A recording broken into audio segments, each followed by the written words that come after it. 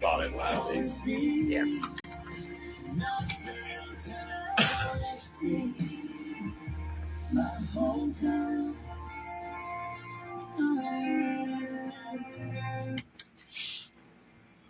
Here we go. 94.3 The Ox. Kelsey Ballerini, a little help from Kenny Chesney as well, and half of my hometown on your Monday ride. 8:30, and it's time for Coffee Talk, brought to you by the Comanche Chamber of Commerce and Agriculture. Check them out at #Explore Comanche, Texas. As we say good morning, welcome in Kyra Owen with Home Counseling. How you doing? Yeah, good. How are you? All right. Yeah, I can hear you. Now you can hear me? Is the mic on? Yeah, it is. Good morning. Good morning. Beautiful day. It is. It was actually a beautiful weekend, really. It really was. Yep. No wind and like maybe normal temperatures for Texas. I guess. Yeah, if there is such a thing. Right. For that crazy random, I don't know, snowstorm or 99-degree weather comes in or something definitely crazy. Better than that. That's for sure. For sure. So what are we talking about this morning? Okay, well, we are talking about National Child Abuse Prevention Month. Okay. So April is the month for that. So I don't know if you see the blue pinwheels sitting outside of maybe some businesses or the blue ribbons, things like that.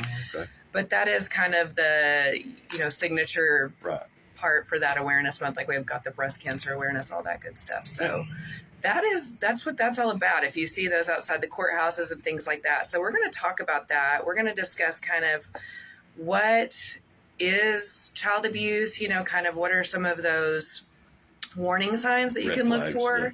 Yeah. How we can, like in a community help or even in our jobs or just family members, ways we can help out to prevent this. Child abuse and neglect is almost always preventable. It's just a matter of, knowing, having the right people there to help and things like that. So we're going to talk about just a little bit of everything surrounding this month. So we'll just start out with, what is the definition of child abuse?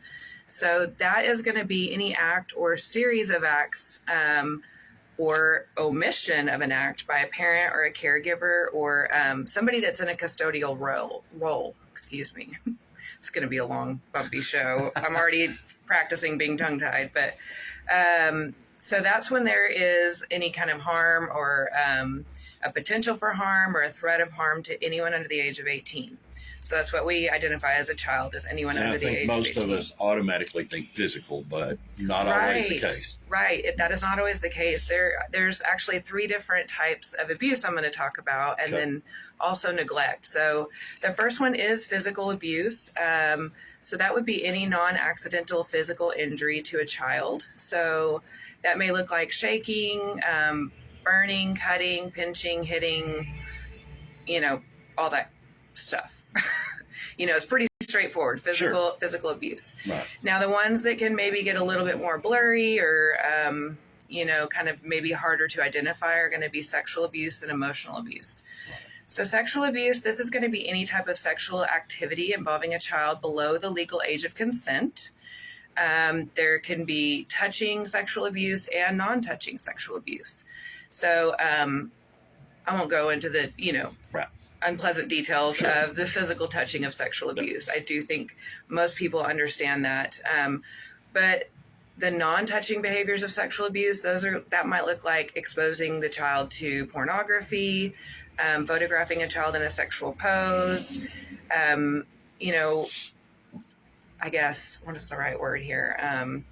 Subjecting a child to sexual activities, maybe sexual activities happening in the same vicinity and that child is being exposed to it. Yeah. Be surprised how often that happens. But emotional abuse, this is going to be injury to the psychological capacity or the emotional stability of a child that may affect their behavior, emotional or cognitive functioning. Okay, so what that might look like, maybe like threatening, yelling, humiliating, blaming, rejecting, or ignoring. So, we could spend a whole lot of time going into depth of what that might look like for each one of those. But, emotional abuse is hard. It's a harder one to find because I would be guilty if I said I've never yelled at my children, right? Sure. But there's a difference between a consistent yelling and the words being used, demeaning words, things like that. So those are just kind of the 3 types. And then there's also neglect.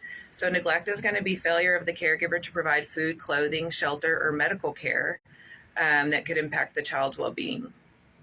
Sometimes we do see that when a child has a serious medical condition and they're never really treated, or they're supposed to be on a medication and they're not being given that medication. All right, so what are some signs that a child may have been abused? These can be tricky to pinpoint sometimes, but the more we know what to watch for, it'll help. So unexplained injuries, the child may have visible signs of physical injuries that may include like unexplained burns, bruises. Sometimes the bruises may be in shapes of objects. The child may not have a very convincing story to go along with those injuries too. It's funny, teenagers and stuff, they wear hoodies all the time now, regardless of the temperature. 100 degrees. I just want to snatch them up. What's wrong with you? I know. I'm like, oh, it's so hot. But, that used to be kind of a way that you could maybe identify something might be going on. Yeah, is that they're covering themselves. Kids will wear pants. I had a young lady that she would always wear pants all the time because she had a lot of bruising and scarring from the physical abuse. So changes in their behavior. So they may start acting more scared, more anxious, more depressed, or withdrawn, or they may be more aggressive than usual. They may revert to earlier behaviors. So what that might look like is a child may go back to bedwetting, or may have fear of the dark or fear of strangers. They may have a fear of certain places or people. So they may be really apprehensive to maybe go home after practice in the evening and stuff like that. So changes in eating, changes in sleeping. There may be changes in their school performance and their attendance. There may be a lack of personal care or hygiene, so they may appear filthy or dirty or unkept, or maybe wearing the same clothes over and over again. They may engage in risk-taking behaviors, so they may be experimenting with drugs and alcohol. They might be using drugs and alcohol to kind of cope with the abuse that might be going on. Or even carrying a weapon. Sometimes that happens too. They're carrying a weapon for their safety. Yeah. So let's see what else we got here. Oh, inappropriate sexual behaviors. That's another one. So children that have been sexually abused may actually exhibit overly sexualized behaviors, or they may use really sexually explicit language. So what to do if a child makes an outcry? So what I mean by an outcry is a child comes to you and confides in you that, something is going on. If they do come confide in you, that's a good step. But what do you do with that? So some things you do want to do. You want to remain calm, believe the child, allow the child to talk, and then show some interest and concern without overdoing it, and then reassure and support the child's feelings. Okay. So what you don't want to do, try not to panic or overreact. You don't want to press that child to talk about it, and don't promise anything that you cannot control, and don't confront the offender. Don't confront that person that they're identifying. Leave that up to investigations or police, things like that. And then don't blame or minimize the child's feelings. I've actually heard that a lot in my experience in child welfare is a lot of times adults might blame the child, well, look what you're wearing and, things like that. So you can help by making a report to the Texas Abuse Hotline. So there's two different ways you can do that. You can call the hotline. When you make that phone call, you can be asked to remain anonymous. So it can be an anonymous phone call that you make. And then you can also do it online. The only concern with doing it online is if there is like an urgent need for an investigation, or if it means the child might be like an immediate risk of abuse or neglect that could result in serious harm. You don't want to do an online report. No. You want to pick up the phone, call it in immediately. And if it is a very serious situation, be sure and call 911 or your local law enforcement. That way, if it's an emergency or if, you fear that child is going to be going back home and maybe, seriously harmed again, you want to call right away. I'll give you the phone number really quickly for the Texas Abuse Hotline. It's going to be 1-800-252-5400. And then if you want to make an online report, it's going to be txabusehotline.org. So, what are some ways we can help prevent this? Okay. So there's different kind of roles people play in the community, and, parents, extended family, things like that we can help prevent. We've talked about a lot of other things on our show that lead up to this, for parents. Okay. So parenting is hard. I think everyone can acknowledge that, right? Yeah. So some ways that you can kind of prevent as a parent, or, maybe your adult child that's a parent of younger kids, what are some ways we can support that parent? Self-care, like parents have to find a way to work in some self-care for that stress relief. Okay.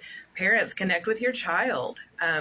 The more time you spend with your children and building that bond and relationship, that increases the chances that they'll come to you if something is going on, maybe somewhere else. It also kind of decreases the risk for any abuse in your own home. Okay. Yeah. Never wanting to say parents are going to abuse their children if they don't have self-care or connect with their child. Right. Yeah. But those are just ways to build that relationship and lower that, family stress level. Disciplining your child. So that's a pretty critical component of parenting, right?